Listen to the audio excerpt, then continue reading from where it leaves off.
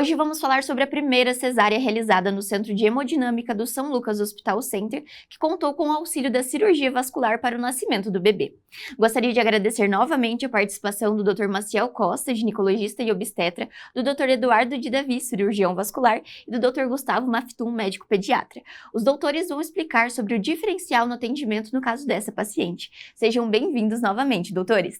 Obrigado. Então hoje nós vamos falar sobre esse procedimento que foi realizado no Centro de Hemodinâmica, que foi uma cesárea, certo, doutor Maciel? Gostaria que o doutor começasse explicando para a gente um pouco mais, dando um contexto do que é que foi feito nesse procedimento. Bom, o caso ele era bem delicado, uma gestante jovem, foi a primeira gestação dela. Ela sabia previamente que teria alguns miomas, alguns maiores, outros menores. Porém, ao descobrir a gravidez, isso é normal dos miomas até a 20ª semana da gestação, devido à própria ação dos hormônios da gravidez mesmo sobre os miomas, eles começaram a aumentar muito de tamanho. A gente teve um total, numa média, de 12 miomas, os 3 maiores de 15 centímetros, de 12 e de 10 centímetros. Então são miomas que para aquela idade gestacional de entre 20 e 25 eram quase o dobro ou o triplo do tamanho do bebê. E o bebê, nessa condição, ele foi se adaptando ali no local do útero, em que teria espaço para ele. A gente sabe que esse tipo de gestação, com múltiplos miomas grandes, a gente classifica como alto risco gestacional por vários motivos. Um deles é o trabalho de parto prematuro, né? Chance de ter alguma complicação em relação à infecção, de romper bolsa, ou mesmo desconforto para a paciente. E o principal deles era a dor, em que ela tinha dor desde o início da gestação até essa fase. Quando chegou esse caso para nós, chegou com 20 semanas no nosso consultório, então gerou a dúvida, né? A primeira, via de parto. A segunda, até quando ir com a gestação? Tudo que poderia acontecer com ela. E a última é como intervir quando necessário, né? Com o decorrer dos dias, do tempo, essa paciente, infelizmente, ela acabou evoluindo para um trabalho de parto prematuro e rompeu bolsa, com entre 24 e 25 semanas. A gente conseguiu ganhar um pouco de tempo avaliando a paciente diariamente, mas aí veio a questão, né? Pela ressonância, um dos exames que a gente fez, a gente viu que um dos miomas ele bloqueava a passagem do bebê para parto normal, então teria que ser via alta ou cesariana, né? E qual seria a melhor maneira de fazer essa intervenção? Seria da maneira como a gente é habituado a fazer? Porque a gente sabe que uma paciente com múltiplos miomas tem um risco de esterectomia, que quando a gente vai fazer a revisão da literatura, a principal conduta, na maioria das vezes, era realmente tirar o útero da paciente. Porém, tinha o desafio de ser o primeiro filho dela em um prematuro extremo, então a gente não queria ter essa conduta tão agressiva dentro das nossas possibilidades. Existe já um protocolo em relação ao acretismo placentário, em que a gente pode, durante a intervenção da cesárea, para diminuir o volume, a perda de sangue da paciente durante a cesárea, a gente fazer o tamponamento, né, de alguns vasos da paciente.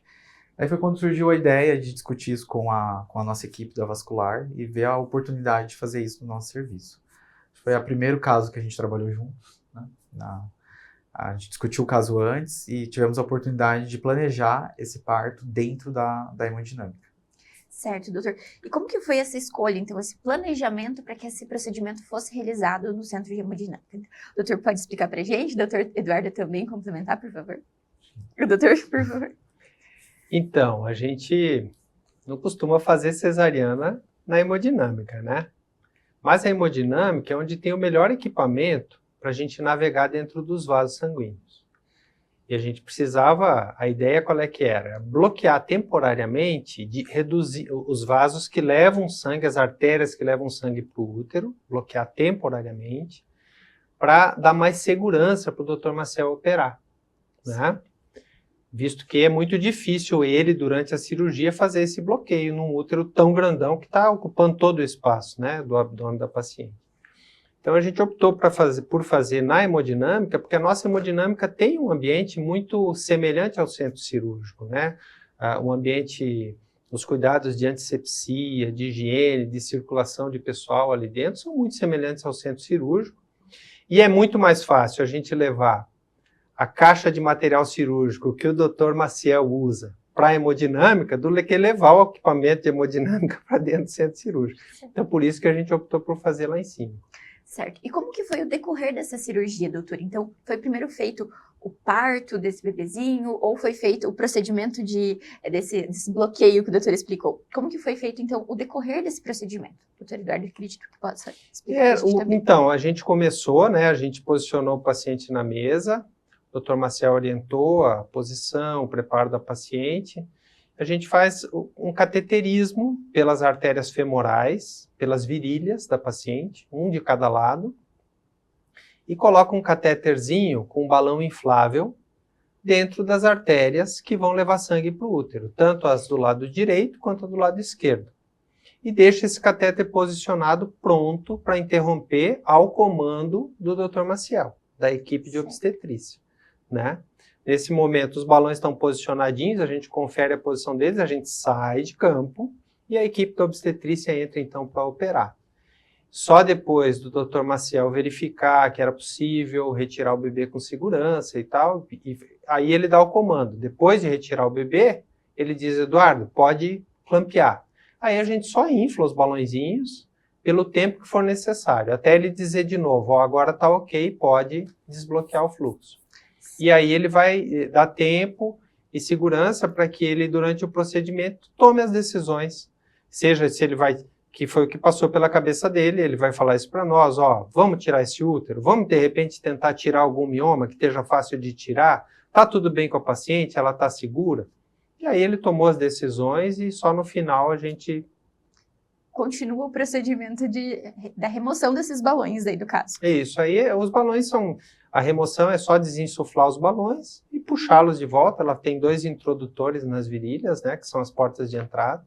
Certo. E a cirurgia daí que é o que foi o maior desafio, né, uma cirurgia que, quando o Dr. Maciel abriu o abdômen, eu olhei assim, a gente lembra até de filme de ficção, né, aquele útero deformado, grandão, você fala, caramba, onde é que está o bebê aí, nessa maçaroca toda?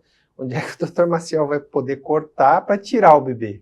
Certo, e acho que esse é um ponto muito importante da gente destacar também, doutor. Como que foi, então, esse procedimento do ponto de vista para a retirada desse bebezinho, com segurança também, que a gente já vai chegar lá para falar com o doutor Gustavo. Então, explica pra gente como foi esse momento, então, identificar o ponto correto para a remoção desse bebezinho, porque como o doutor disse, é 25 semanas, ele também é bem pequenininho, né, doutor? Bom, o desafio, então, foi... Quando a gente iniciou o procedimento, a gente esterilizou o útero com o feto dentro do útero mesmo. Identificamos todos os miomas, vimos quais eram os miomas que poderiam trazer mais problemas para nós naquela situação. Igual o Dr. Eduardo comentou, se fosse possível retirar algum para ter acesso ao bebê, a gente iria fazer isso. A gente seguiu o mesmo protocolo do acretismo, a gente acabou fazendo uma incisão num ponto diferente, que é uma incisão fúndica do útero. Nesse momento, o bebê teve o nascimento. Foi possível tirar 2 miomas, que eram os 2 miomas que estavam próximos e de fácil de localizar e conter o sangramento ali na sequência. Assim que nasceu o bebê, então a gente já poderia diminuir o fluxo sanguíneo. Foi quando o Dr. Eduardo inflou os balões, né? Cronometrou um tempo ali e nisso diminuiu a perda sanguínea da paciente. Foi o tempo da gente fazer a limpeza do útero, rafiar o útero, fazer a rafia dos miomas que a gente retirou, os 2, e observar para ver se realmente iria ficar bem naquele modo ou se precisaria ainda fazer uma esterectomia no final. Sim. Felizmente, para o sucesso do procedimento, a gente conseguiu conter o sangramento e a perda sanguínea dela e encerramos o procedimento com o fechamento dos planos na sequência. Certo. Dado esse momento, teve o nascimento do bebezinho, a gente parte então para o doutor Gustavo. Quais são os atendimentos que são necessários para esse bebê prematuro, doutor, dentro da sala que foi feita? A gente fez todo um briefing com toda a equipe, junto da UTI NEL, e o pessoal da hemodinâmica também com o pessoal do centro cirúrgico. Então, a gente tinha equipe de enfermagem, tinha um enfermeiro inclusive da UTI NEL para auxiliar a gente. Nós estávamos em 2 pediatras para fazer o atendimento. Então a gente faz a recepção, encaminha para o berço aquecido e faz todos os atendimentos necessários. Foi um neném que nasceu bem, nasceu chorando, então com tônus, assim, pontuou super bem na nota do Apgar. Só que a idade gestacional é sempre um risco, né? Porque abaixo de 28 semanas a gente chama de prematuro extremo. E o peso que nasceu foi de 770 gramas, não foi tão baixo peso assim, como a gente esperava. Então a gente realizou o primeiro atendimento, fez as medidas, fez tudo que precisava fazer. A gente tem que entubar um bebezinho desse para encaminhar para a UTI, por causa da idade gestacional. e logo depois a gente caminhou na UTI que já estava esperando também para fazer a admissão. Então a gente trabalhou em equipe, né? Então assim, tanto a equipe da UTI NEL quanto junto com o pessoal da obstetrícia, para ter o procedimento certo e ter tudo funcionando no momento adequado, para não ser nada de surpresa. Você, precisou nascer e prepara leito e tudo mais. Até porque a gente teve que deslocar todo o equipamento que a gente habitualmente tem nas salas de partos no centro cirúrgico para um setor que não é habituado a nascimento, como a hemodinâmica. E acho que esse ponto da comunicação e da multidisciplinaridade também é muito importante a gente destacar, né, doutor? Então, quando surgiu esse procedimento, o doutor teve que contactar todas essas equipes e preparar, como o doutor disse, esse planejamento para o nascimento desse bebezinho. O doutor poderia explicar também sobre como foi todo esse planejamento do procedimento? Primeiro começou conversando com o Dr. Eduardo, a possibilidade de fazer esse procedimento e de fazer na hemodinâmica. E depois veio acionar o time mesmo, né, que além do obstetra, do médico vascular, do pediatra, teve a avaliação da equipe anestésica antes, porque pensando na perda possível de sangue que ela poderia perder no procedimento, tem a questão de acesso central, alguns outros cuidados a mais que a anestesista precisaria saber durante o procedimento, em relação a sedar ou não o paciente, qual o tipo de anestesia. E a gente também tinha a presença de um intensivista, caso precisasse de transfusão de hemocomponentes maciça, de outras intervenções. Felizmente não foi necessário, mas a gente tinha uma retaguarda grande da equipe médica multiprofissional ali. Além da equipe de enfermagem da hemodinâmica, do centro cirúrgico e da UTI neonatal também, né? Então, contando mais ou menos a média de profissionais envolvidos, que eu contei no dia, mais ou menos de 12 a 14 ali. Uma equipe Envolvidos cada um em um momento, né? Antes da cirurgia, durante, pós-cirurgia e o cuidado da UTI neonatal. E tudo, como o doutor disse, precisa fluir bem corretamente para que esse paciente, tanto a mãe quanto o bebê, tenham o atendimento e a segurança, que é o mais importante, né, doutor? O doutor comentou sobre é um procedimento diferente em ser feito na hemodinâmica e mostra mais uma vez que o São Lucas está preparado para receber diversos tipos de complexidade, né, doutor? O doutor poderia falar para a gente também sobre isso? Isso é sempre uma satisfação, né? Porque as pessoas, a sociedade em geral hoje, tem o cacuete de achar que formando bastante médico está tudo resolvido. Não adianta só ter médico, a gente tem que ter estrutura e a gente tem que aprender a conversar as diferentes especialidades. E por isso esse ambiente aqui, dentro do Hospital São Lucas, é um ambiente muito fértil para esse tipo de situação, onde é necessário a interdisciplinaridade, onde é necessário o diálogo. A gente tem toda uma estrutura aqui dentro do hospital pronta para nos auxiliar. E às vezes a gente nem sabe, às vezes tem coisas aqui dentro que a gente pode lançar a mão que a gente não conhece, não sabe que tem, né? Então, à medida que a gente começa a se falar, por exemplo, esse procedimento foi a primeira oportunidade que a gente teve contato.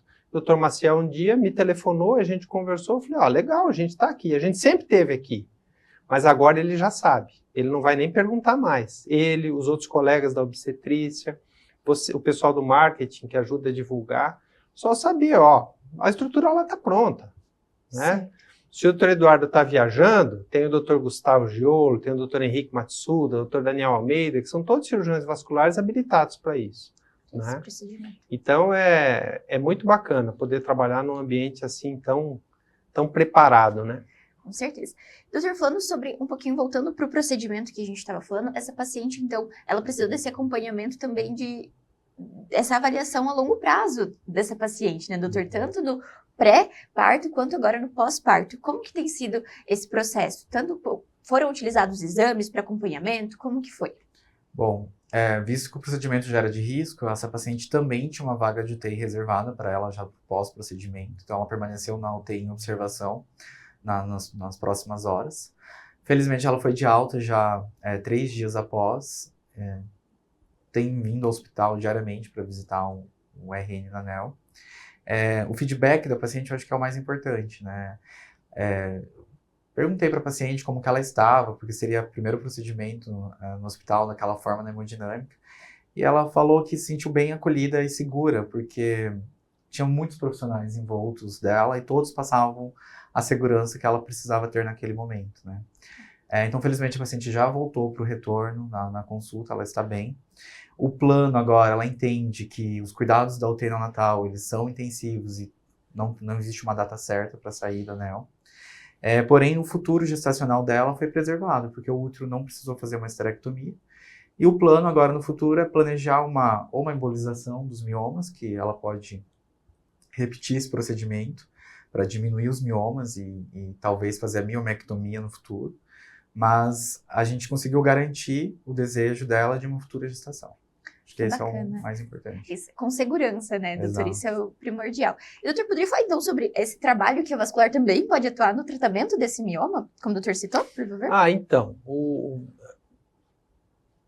mioma, o Maciel é quem deveria falar sobre isso, né? Mas, assim, eu vou dar pitaco da parte da radiologia intervencionista, né? Uma das formas de tratar mioma é jogar partículas que bloqueiam. O mioma é um tumor muito guloso, ele precisa de fluxo sanguíneo para crescer. Se você priva ele de sangue, ele sofre muito mais do que o útero. O útero é um órgão bem resistente à isquemia, o mioma não gosta. Então, uma das técnicas, quando o padrão ouro, veja bem, a melhor forma de tratar esses miomas é ir lá e tirar o mioma, deixando o útero intacto, que é a miomectomia, né? Isso aí o pessoal da ginecologia que faz, o Dr. Maciel, pode falar bem sobre isso. Inclusive de forma videolaparoscópica, sem precisar abrir o abdômen do paciente e tal. Mas nem sempre é possível. Às vezes por conta da localização, da posição desse tumor na parede do útero, aí é onde entra a embolização, como uma alternativa, né? Uma forma alternativa. E o que eu conversava com o Dr. Maciel é que, de repente, por essa paciente ter tantos miomas, e miomas tão grandões, talvez, e essa é uma decisão para o futuro, talvez o que a gente possa fazer é uma coisa combinada. Por exemplo, embolizar para regredir, para facilitar, por exemplo, um procedimento de miomectomia. Né? Bacana, então é um verdadeiro tratamento em equipe, um trabalho conjunto, né, doutor? E a gente não se fala mais sobre tratamentos individuais de cada especialidade, cada vez mais uma tem complementado e dando amparo para os tratamentos. Isso, mais uma vez, se prova nesse tratamento. Eu gostaria de falar com o doutor Gustavo também sobre como é o processo desse recém-nascido prematuro. O doutor, então, explicou sobre o procedimento e como é após esse nascimento. Então, como é feito esse trabalho também na UTI neonatal, doutor? Então, a UTI neonatal, que é gerenciada pela doutora Ana Paula, ela faz a recepção do recém-nascido. Ele fica na incubadora até 1,5 kg, 1,8 kg, tá?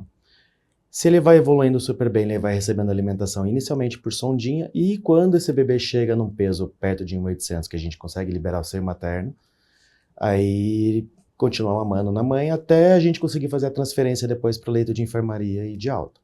O bebê prematuro extremo, muitas vezes a gente não consegue nutrir ele com dieta. Então a gente parte para uma nutrição parenteral, que é uma nutrição que vai na veia, que vai garantir a proteína, o aminoácido, a gordurinha que ele precisa para crescer. Como é um bebê abaixo de 1 kg, ele tem um risco muito grande para infecção também. Então o ambiente da UTI sempre vai realizando exames, cuidados, e se tiver necessidade vai realizando tratamento de infecções. Com o passar do tempo da idade gestacional, a gente sempre tenta estubar o bebê também. O que é estubar? É tirar o tubinho e deixar ele respirando inicialmente em CPAP, que é um aparelhinho que deixa as vias aéreas abertas, mas não com o tubo invasivo lá dentro na via aérea inferior. E no segundo momento, até mesmo para transicionar para ar ambiente. Tudo isso vai dependendo, assim, tem crianças que evoluem super bem, tem crianças que têm intercorrências no meio do caminho, que fazem parte dos cuidados da UTI NEL mesmo, assim. Certo, então é um bebezinho que ele vai continuar sendo acompanhado por uma equipe também qualificada para esse atendimento, né, doutor, que nós já temos no São Lucas. E, doutor Maciel, gostaria que o doutor também explicasse para a gente a questão desse contato mãe-bebê agora no pós-parto, como que é esse acompanhamento com essa mãe também, após ela ter tido esse procedimento. Bom, a paciente teve um parto, então logo após ela já começou a pojadura, a produção de leite pelas mamas, né? Ela inclusive vem ao nosso banco de leite diariamente para ter o cuidado do que fazer com esse excesso de leite, né? Igual o Dr. Gustavo explicou, acho que ele pode falar até um pouco melhor em relação à dieta do recém-nascido nessa fase ainda, que é muito inicial. Então, todo o cuidado do pós-parto em relação ao banco de leite, ela está tendo aqui com nós. Em relação à UTI neonatal, tem uns horários específicos que a mãe pode acompanhar. Eu vi e conversei com ela na última consulta que ela estava fazendo o método canguru, né? Acho que você poderia comentar um pouco melhor sobre esse método. que são medidas que a gente tem de aproximar o contato pele a pele entre mãe e o bebê e que trazer a segurança e o conforto para o binômio, né, para os dois. Doutor, poderia explicar pra gente sobre o que seria esse método canguru, doutor? Basicamente seria o contato pele a pele, né? Então, primeiro o bebê, quando ele é admitido na UTI, ele fica 72 horas com contato mínimo, manipulação mínima pelo risco maior nos primeiros dias de vida. Quando ele tem uma estabilidade hemodinâmica, isso quer dizer o quê? Que ele está estável, sem uso de droga vasoativa, sem necessidade de... A gente acaba deixando fazer o contato pele a pele também, já para criar o vínculo, e também, inclusive, é muito importante para ganhar até mesmo a flora bacteriana da mãe, que isso ajuda a proteger o bebê também. Tá. Bacana. E é muito importante. E ele é feito tudo assistido com a equipe. Com a equipe da UTI neonatal. Indicado, que bacana. Então, esse bebezinho e essa mãe também tem todo esse suporte necessário. Doutores, eu gostaria que os doutores complementassem, então explicassem ou dessem um conselho para quem está assistindo, para que entendesse sobre a importância desse tipo de procedimento e como é que isso traz para a nossa região, para o São Lucas, mais um procedimento sendo realizado, então, no tratamento dessa doença específica, no caso do mioma, doutor. Bom, são casos raros, esporádicos, mas a tendência é ficarem mais frequentes, né? Eu citei que a gente usou muito o protocolo do acretismo, que às vezes é mais comum até do que o tamanho desses miomas neste caso específico. E acretismo no nosso hospital a gente tem de 3 a 4 casos no ano. Mas eu acho que foi a oportunidade da gente ter uma acessibilidade multiprofissional para os futuros casos, né? Então, casos de acretismo, que eu acho que é bem mais frequente e comum, a gente sabe que tem agora essa opção da hemodinâmica junto, de diminuir sangramento, trazer mais segurança para o paciente, mesmo quando for realmente indicado fazer a esterectomia. Então, como médico obstetra e vendo o suporte que a gente tem de aparelhos e de equipe multiprofissional, eu me sinto mais seguro para realizar no futuro. Eu acho que esse foi o pontapé inicial para a gente alinhar melhor as especialidades que a gente tem aqui dentro. Perfeito, doutor Eduardo. Poderia complementar também?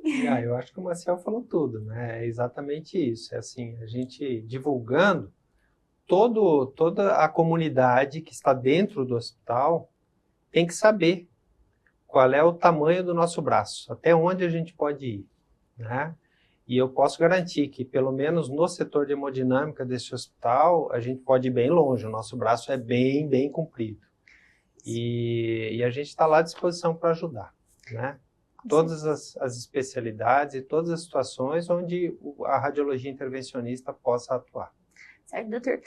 Gustavo também, por favor. Aqui no hospital a gente tem uma estrutura completa na parte do atendimento pediátrico e neonatal. Tem todos os equipamentos mais modernos que existem, as incubadoras mais modernas também. Então, basicamente, o hospital completo em relação a toda a questão do atendimento em si ao recém-nascido, desde prematuro extremo até a termo mesmo, e pós-termo também, né? Depois que tiver necessidade de reinternar. Então, é isso, doutores. Muito obrigada pela participação no São Lucas 24 Horas. Foi uma honra tê-los aqui conosco para falar um pouquinho mais sobre esse procedimento, que foi, como nós dissemos, inédito na hemodinâmica e que acredito que traz muito mais segurança também para os pacientes que estão assistindo, sabendo que em casos de necessidade, o São Lucas está à disposição para atendê-los com segurança e qualidade no atendimento, né, doutores? É isso. Obrigado. O São Lucas 24 Horas de hoje fica por aqui. Não deixe de acompanhar as redes sociais através do @FH São Lucas Cascavel para ficar por dentro de todas as novidades. E até o próximo!